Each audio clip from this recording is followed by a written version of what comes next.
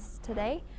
As we move on to our next story, Israeli Prime Minister Benjamin Netanyahu has accused French President Emmanuel Macron of standing with Hamas after Macron had called Israel's policy in Gaza shameful.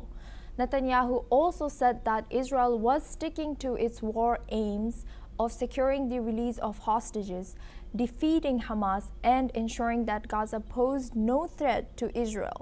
Meanwhile, at least 50 Palestinians, including women and children, have been killed in a series of Israeli airstrikes on Jabalia in northern Gaza.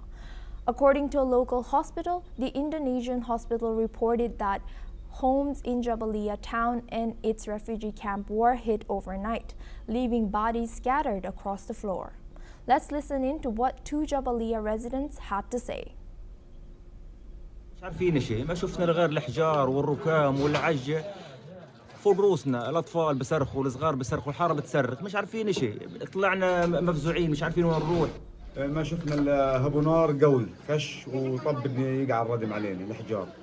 فطلعنا بعد ما راحت الخطيطة، طلعنا نتفرج، لقيت ما يقارب 4-5 دور وقعات، والناس كلهم جثث مرميين ورا في الحكورة ورا عندنا.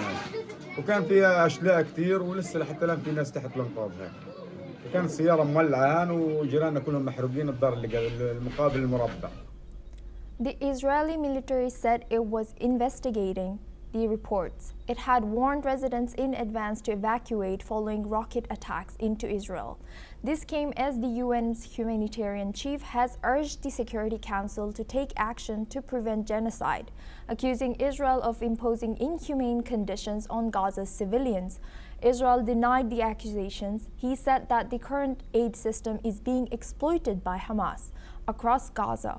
A total of 70 people were killed in Israeli strikes, with the majority in and around Jabalia.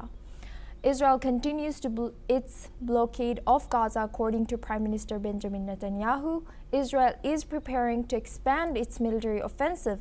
Despite the escalation, there were signs of possible negotiations with Hamas, releasing the Israeli-American hostage Aiden Alexander in what it called a goodwill gesture towards President Donald Trump, who is currently touring the region. According to the Hamas-run health ministry, at least 52,928 people have been killed in Gaza since the war started, including 2,799 since the Israeli offensive resumed after the collapse of a 2-month ceasefire. We have guest Rose Feingold, political analyst, joining us live from Taipei. Thank you for always joining us. Why did Netanyahu accuse Macron of backing Hamas, and how did Macron react to this? Israel and Prime Minister Netanyahu have taken a very strict view throughout the period of the war. It's basically you're either with us or you're against us. Either you're on the side of defeating terror, you're on the side of defeating Hamas in a military victory, or you're not. So Israel doesn't react well to the word choice of President Macron. Israel does not see its conduct of the war as being shameful. They don't see the resumption of hostilities and the collapse of the ceasefire as a humanitarian catastrophe either. Israel says that there's enough food in Gaza, and they basically just 100% reject any kinds of accusations otherwise. Right. And what is the world doing about Gaza's conditions, and how is Israel responding to this?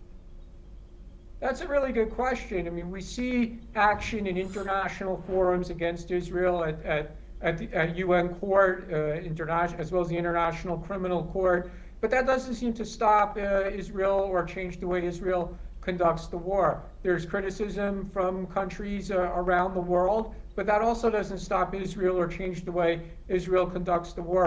There's really only one outside force, outside country that could have influence on Israel's conduct of the war, and that would be the United States and the Trump administration.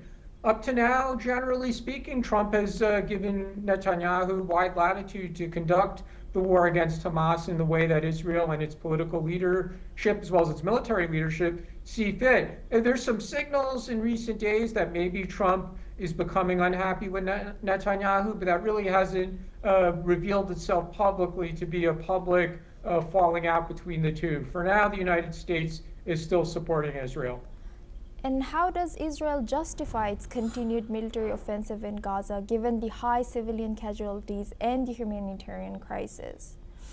Well, even in recent days, there were rockets launched from Gaza into Israel. So Israel's position is it's actually quite simple. It's that Hamas has not been militarily defeated yet. That was the goal of Israel, was to entirely evict or destroy Hamas. Hamas could have left. They don't want to leave. They want to fight to the death.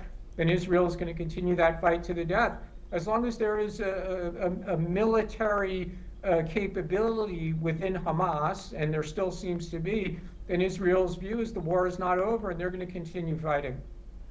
And what is the current status of the humanitarian situation in Gaza, particularly with the blockade still in place and its aid systems being allegedly exploited by Hamas?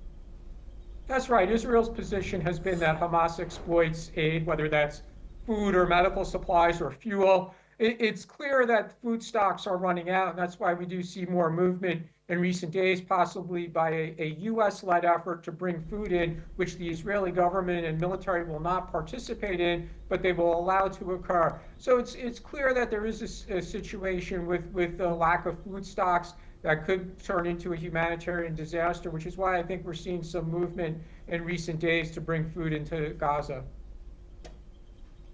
Thank you for joining us. We move on to our next story.